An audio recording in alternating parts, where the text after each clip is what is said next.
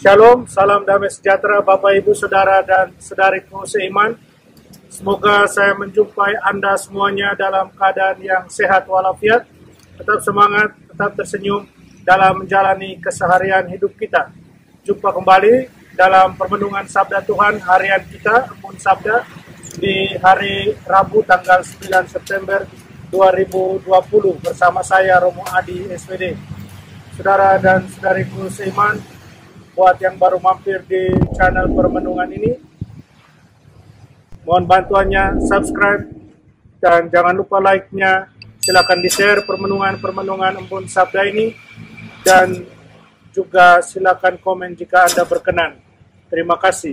Saudara dan saudariku seiman, di hari Rabu tanggal 9 September 2020 ini, saya ajak kita semua untuk merenungkan soal berbahagialah atau bersukacitalah dan soal celakalah. Dua bahasa yang digunakan oleh Yesus dalam bacaan Injil hari ini. Yesus katakan, berbahagialah atau bersukacitalah mereka yang miskin di hadapan Allah. Dan dia katakan juga, celakalah mereka yang kaya. Saudara dan saudariku seiman, apa maksud dari Yesus yang mengatakan soal berbahagialah atau bersukacitalah mereka yang miskin, atau celakalah mereka yang kaya? Kita tahu, saudara dan saudariku seiman, orang yang miskin, orang yang tidak memiliki harta yang banyak, mereka yang pastinya tidak akan menggantungkan harapan mereka pada harta mereka karena mereka tidak punya, dan akan lebih mudah buat mereka untuk menggantungkan hidup mereka pada Sang Empunya kehidupan, yaitu Tuhan sendiri. Saya kira dengan alasan itulah mengapa Yesus memuji orang-orang miskin sebagai mereka yang berbahagia atau bersukacita, karena mereka menggantungkan kepercayaan mereka, menggantungkan harapan mereka pada Sang Empunya kehidupan itu sendiri, yaitu Tuhan. Sedangkan saudara dan saudariku, mereka yang kaya, yang pastinya bahwa mereka memiliki segala sesuatu, dan yang sering terjadi adalah mereka menggantungkan harapan hidup mereka pada apa yang mereka miliki. Tentunya tidak salah, bukan? Tetapi yang menjadi persoalan adalah bahwa kemudian yang sering terjadi adalah orang-orang seperti ini kemudian melupakan Sang Empunya kehidupan itu sendiri, yaitu Tuhan, atau melupakan Tuhan yang menganugerahkan harta kekayaan itu kepada mereka.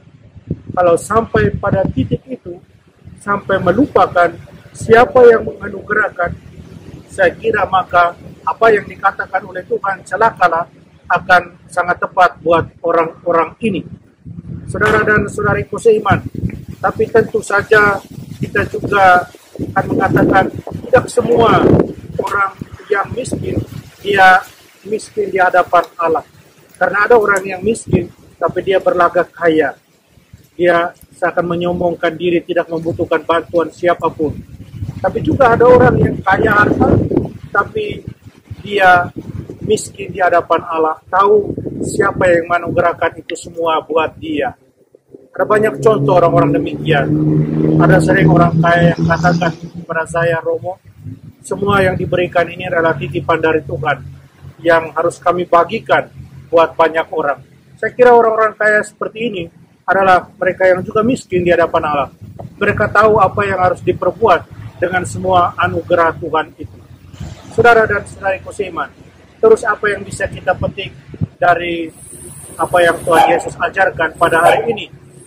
Saya kira yang bisa kita ambil pesannya adalah bahwa kita berjuang terus untuk menjadi miskin di hadapan Allah.